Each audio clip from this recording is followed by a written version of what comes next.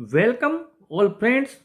आपके RBSC 12th जो panorama book है इंग्लिश में, उसका chapter number 6 trouble in Bohemia की आज हम हिंदी में समरी पढ़ने जा रहे हैं।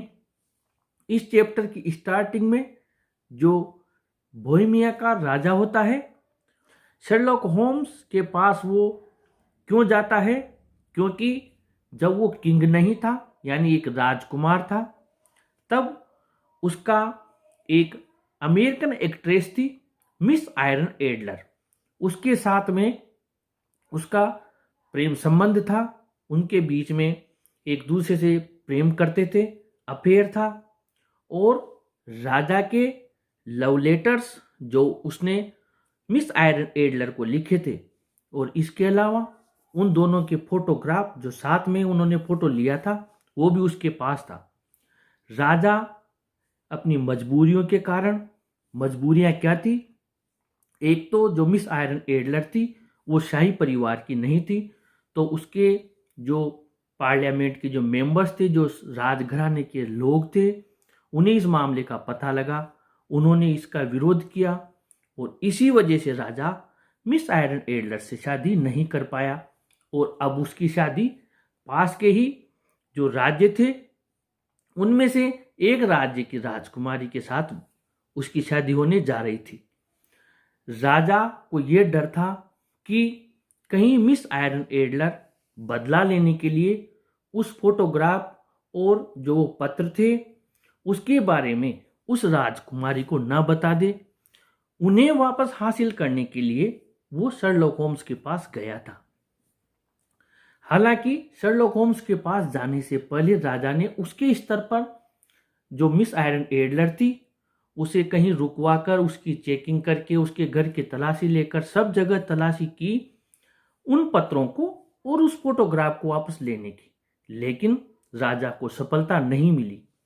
शर्लॉक होम्स ने जितनी भी डिटेल्ड राजा से वो ले सकता था इस मामले में, जो भी डिटेल्स थी वो सब शर्लॉक होम्स ने उससे ली और वो उसके मिशन पर निकल गया उन पत्रों को और उस फोटोग्राफ को प्राप्त करने के लिए। उसने वेश धारण किया, अलग वेश बदला, वो एक कैब ड्राइवर बन गया। कैब ड्राइवर बनकर उसने वहाँ जितने भी कैब ड्राइवर्स थे उनसे उसके बारे में पूछताछ की। पूरे दिन आयरन एडलर के घर के आसपास वो चक्कर लगाता रहा। आयरन एडलर इस मामले में हालांकि बहुत ज़्यादा चालाक थी। उसे पता था कि होम्स किसी भी दिन आ सकता है उसके घर पर। होम्स ने फिर दोबारा कोशिश की। वो एक पादरी का रूप धारण कर लिया, मिस आयरन एडलर के सामने बेहोशी का नाटक करके गिर गया और उसके बेडरूम तक पहुंच गया।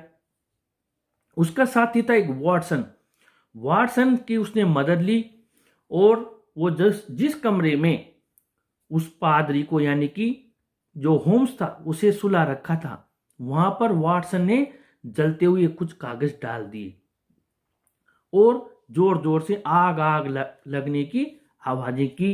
वहां तो लोग भाग कर आए, मिस आयरन एडलर भी भाग कर आई। जाहिर सी बात है वो उस तरफ ही दौड़ी जहां पर उसने उन पत्रों को और उस फोटोग्राफ को छिपा रखा था। तो होम्स को यह पता लग गया कि इसने ये फोटोग्राफ इस दीवार पर, इस सीक्रेट प्लेस पर छिपा रखे हैं।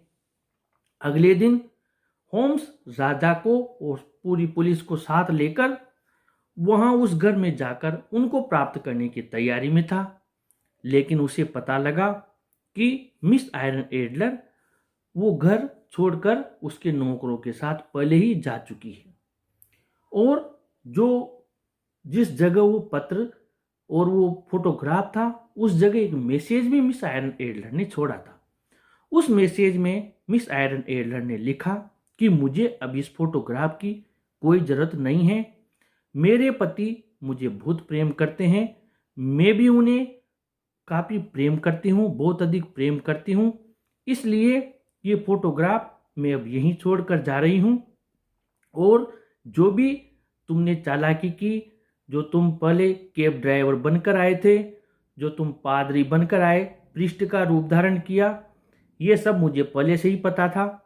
और जो तुम्हें एक आदमी बनकर, जिस व्यक्ति ने आपको अभिवादन किया था वो मैं ही थी। मैं आपकी हर गतिविधि पर नज़र रखी हुई थी। लेकिन चूंकि अब मेरी शादी हो चुकी है, मुझे इन पत्रों की और इन फोटोग्राफ की कोई ज़रूरत नहीं है, इसलिए मैं इन्हें यहीं छोड़कर जा रही हूँ। ये देखकर जो शर्लॉक होम्स था वो भी बड़ा आश्चर्यचकित हुआ, क्योंकि मिस आयरन एडलर उससे भी ज़्यादा चालाक निकली और उसने सब पता होते हुए भी उन पत्रों का और उस फोटोग्राफ का कोई गलत फायदा नहीं उठाया। इस प्रकार वो क्लेवर तो थी, इंटेलिजेंट भी थी, लेकिन साथ ही वो एक बहुत ईमानदार महिला थी। इस प्रकार ये चैप्टर ट्रबल इन बोहेमिया यहाँ समाप्त होता है। अगले चैप्टर की समरी के साथ में आप लोगों से फिर मुलाकात होगी। आप चैनल के साथ बने रहें, चैनल को जरूर सब्सक्राइब करें। Thank you.